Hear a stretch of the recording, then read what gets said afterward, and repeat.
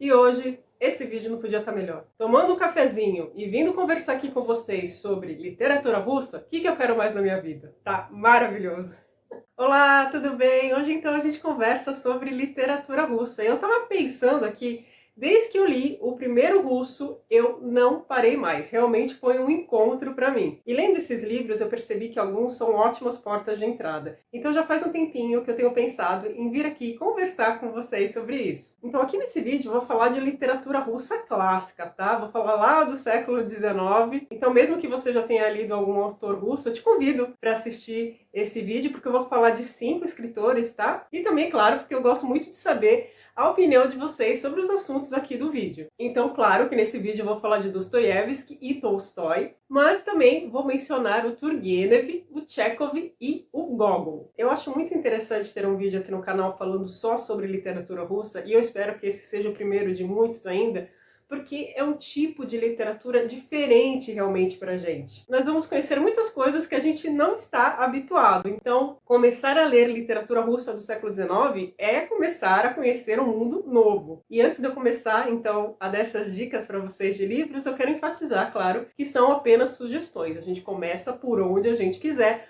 mas eu percebi que alguns livros são mais tranquilos que outros. E eu falo isso de experiência. Então, vamos começar a falar de Dostoiévski, porque eu comecei Dostoiévski lendo Os Irmãos Karamazov, e eu não recomendo isso. Eu sempre comento que não foi uma escolha pensada, aconteceu na minha vida, eu comprei Os Irmãos Karamazov numa promoção inacreditável, até deixei ele paradinho lá na estante, mas o tempo passou, eu não tinha outro Dostô para ler, na verdade eu até tinha um Dostô, uma edição de Noites Brancas, só que eu comecei a ler e não me envolveu muito, tanto é que eu não li ainda esse livro, eu vou ler esse ano, pode esperar. E como eu não gostei assim de Noites Brancas nessa minha primeira experiência, calma que eu não vou falar com vocês sobre esse livro, eu lembrei que eu tinha Os Irmãos Karamazov em casa e comecei a ler. É um livro incrível, é o meu Dostoiévski preferido, mas é uma obra muito, muito complexa. Por isso eu acho que não seria o ideal você começar com Os Irmãos Karamazov. Eu, se voltasse no tempo, pelo menos, não faria isso. E eu digo tudo isso porque você que já leu Dostoiévski sabe que ler esse escritor é mergulhar na psique humana. O Dostoiévski é o tipo de escritor que quanto mais maduro você for, mais proveito você vai tirar da escrita dele. Ele vai abordar muitos temas caros a nós, ele vai falar de crises existenciais, é um escritor também que vai expor pra gente as condições que as pessoas viviam, quer dizer, há uma crítica social muito forte também na obra de Dostoiévski. E eu então decidi mostrar aqui para vocês 3 livros, tá? Eu vou começar com o mais leve até chegar em um, para quem já quer começar, sabe, Dostoiévski de forma mais intensa. Para quem quer começar mais aos pouquinhos, só tendo um gostinho assim do Dostô, eu recomendo Gente Pobre, que foi o primeiro livro que ele escreveu. Ele tinha apenas 24 anos, então aqui a gente vai ver alguns elementos da escrita do Dostoiévski que vão se desenvolver bastante durante toda a sua carreira. A gente já vê aqui uma crítica social forte, porque aqui ele vai retratar a vida de pessoas comuns. Nós temos aqui 2 protagonistas e a gente tem acesso então a uma troca de cartas entre eles. O Makar é um escrevente e a Varvara é uma costureira. Eles têm bastante diferença de idade, o Makar é bem mais velho que ela, mas eles têm todo um cuidado um com o outro, um interesse. E eles vão trocando então essas cartas com as suas confidências, com as suas inquietações, e a gente vai conhecendo ao mesmo tempo as condições de vida dessas pessoas. Aqui também você já percebe toda a burocracia que existia na Rússia da época. Outra coisa muito interessante também é que é um livro que fala sobre literatura, então aqui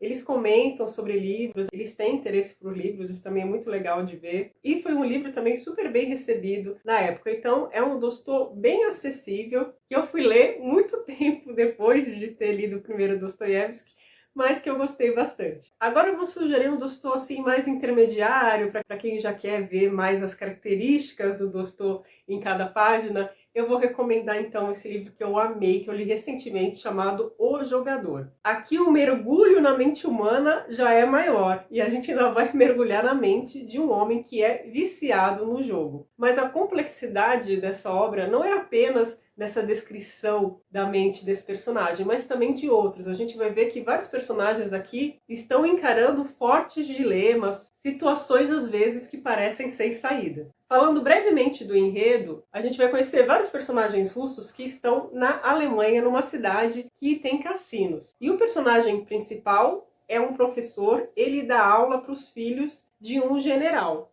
E também está apaixonado pela enteada desse general. Fora isso, vão ter personagens de outras nacionalidades, como personagem inglês, franceses, enfim. Mas o que eu gostei muito desse livro, fora do ritmo que o Dostô coloca, que é bem legal, é que ele tem também elementos cômicos. Então isso dá uma leveza para o texto. Aqui vocês vão encontrar a personagem da vovó, que é uma personagem inesquecível, que além de trazer pra gente esses momentos de risada, ela também mostra, né, a complexidade da mente humana e das situações complicadas que a gente às vezes se mete e não sabe como sair. E a terceira obra que eu tenho que mencionar, caso você queira começar Dostoiévski com tudo, é Crime e Castigo. Crime e Castigo tem uma trama bem simples de entender, mas é uma trama mais complexa no que diz respeito à mente humana, às suas complexidades, às suas escolhas, enfim. E também o clima desse livro é mais pesado, né? Muitas vezes a gente vai ver o personagem principal, o Raskolnikov, muito doente, delirando.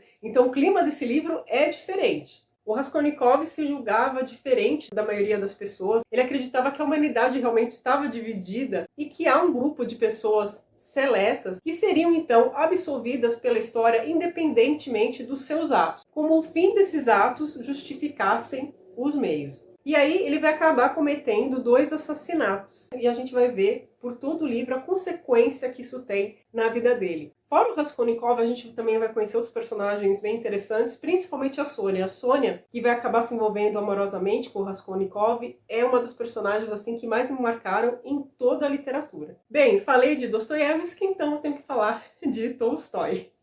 Tolstói, gente, é um escritor assim que eu demorei um pouquinho mais tempo para ler, mas eu fiquei completamente encantada e eu acho o Tolstói mais acessível do que o Dostoiévski. A escrita do Tolstói é mais direta, mais clara que a do Dostô, na minha opinião. Eu vou sugerir para vocês novelas do Tolstói. Eu tenho esse livro aqui que vale a pena você colocar na sua wishlist para acompanhar o preço, porque ele não é um livro barato, então é bom ficar ligado para ver se ele tem promoção. Eu tento ficar sempre de olho. Vocês sabem que eu estou sempre compartilhando promoções com vocês, mas esse livro aqui é mais difícil de entrar em promoção, mas não desistam dele. Se você estiver interessado em ler novelas do Tolstói e não tem nenhum livro dele, aqui você já vai encontrar 4 novelas, então acaba valendo muito a pena. Bem, eu vou falar das 4 novelas que tem aqui bem rapidinho, porque você também pode encontrar essas novelas em outras edições, tá, separadamente. Você pode, então, começar Tolstói lendo Felicidade Conjugal, que vai contar a história de uma jovem que vai se casar com um amigo, assim, da família. E aí, no dia a dia do casamento, ela vai tendo muitas inquietações, muitos desejos,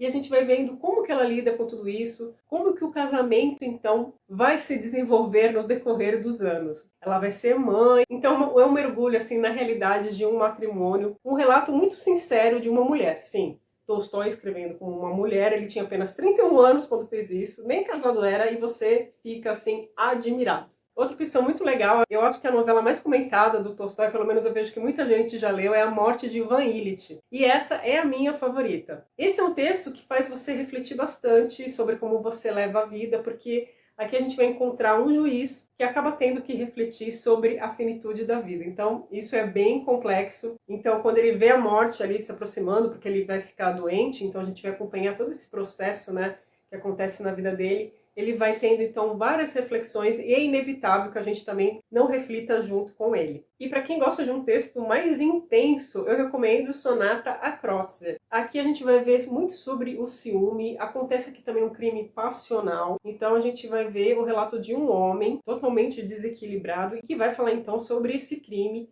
que ele cometeu. Esse foi um texto bem polêmico já na época. E por fim, temos também aqui Padre se ergue. Lado se ergue vai falar sobre religião, vai mostrar também uma crise de identidade. Aqui a gente tem um homem bem-sucedido que estava prestes a se casar e acaba abandonando tudo para seguir a vida religiosa. E ele vai viver inúmeros conflitos. Então, em todos esses textos que eu mencionei aqui do Tolstói, vocês vão ver a grande observação que ele tinha, como ele sabia falar muito bem da natureza humana, da nossa psique.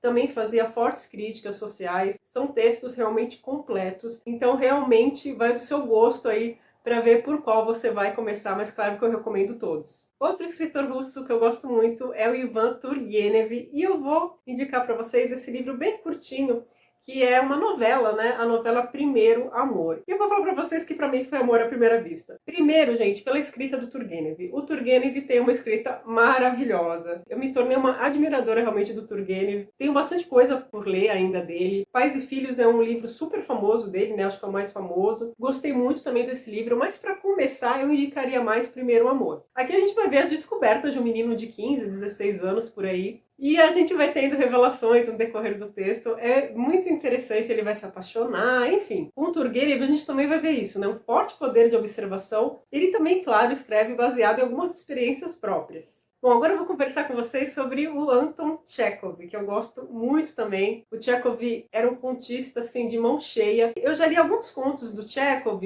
e fica difícil eu escolher algum aqui para indicar para vocês, mas eu decidi aqui falar de 3. Primeiro eu vou falar de A Aposta. Nesse conto, vocês vão ver um debate a respeito da pena de morte e da prisão perpétua. Então, 2 homens vão discutir a respeito do assunto, cada um defendendo o seu ponto de vista, e um deles é o banqueiro, e o banqueiro defende, então, a pena de morte. E esse outro homem, que acredita que a melhor saída seria a prisão perpétua, acaba aceitando uma aposta que esse banqueiro vai propor para ele. Nessa aposta, ele teria que ficar 15 anos preso, sem contato nenhum com outras pessoas. Ele poderia ler, fazer alguns pedidos como de bebidas, comidas, assim, por exemplo, mas ele ficaria realmente recluso. E aí a gente vai ver o que acontece durante esses anos. É daqueles textos que faz você refletir demais. Outro texto do Chekhov que causa reflexão na gente, tem uma forte crítica social também, é a Enfermaria número 6.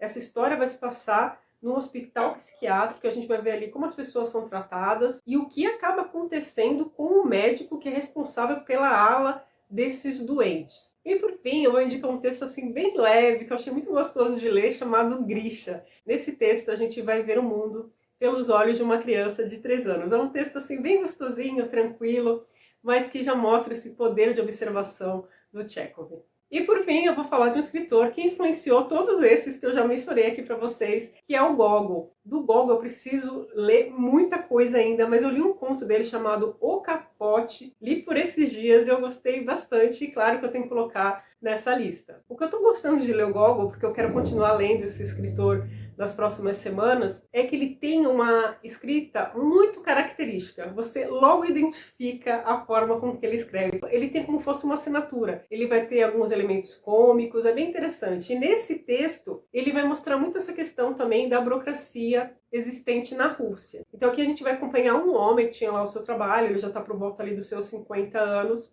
e que ele era muito satirizado pelas pessoas do seu trabalho, pelo capote, pelo casaco, então, que ele usava, extremamente surrado. E isso vai acabar virando uma obsessão na vida dele. Ele acaba tentando remendar esse casaco, não consegue, e vai então fazer de tudo para conseguir comprar um casaco novo. Ele consegue, e aí, enfim, vai acontecer lá um fato que eu não posso falar, e faz a gente refletir sobre isso, quando a gente coloca uma coisa na cabeça, o que a gente deixa de enxergar, acaba virando assim uma obsessão que cega a gente para outras coisas. E eu também acho que esse texto mostra um pouco desse universo russo que a gente vai encontrar em diversas outras obras. É isso, gente, eu espero que vocês tenham gostado dessas dicas, e eu quero saber de você aí que já leu literatura russa, por qual livro você começou. Eu aguardo vocês então num próximo vídeo aqui no canal. Até lá, tchau, tchau!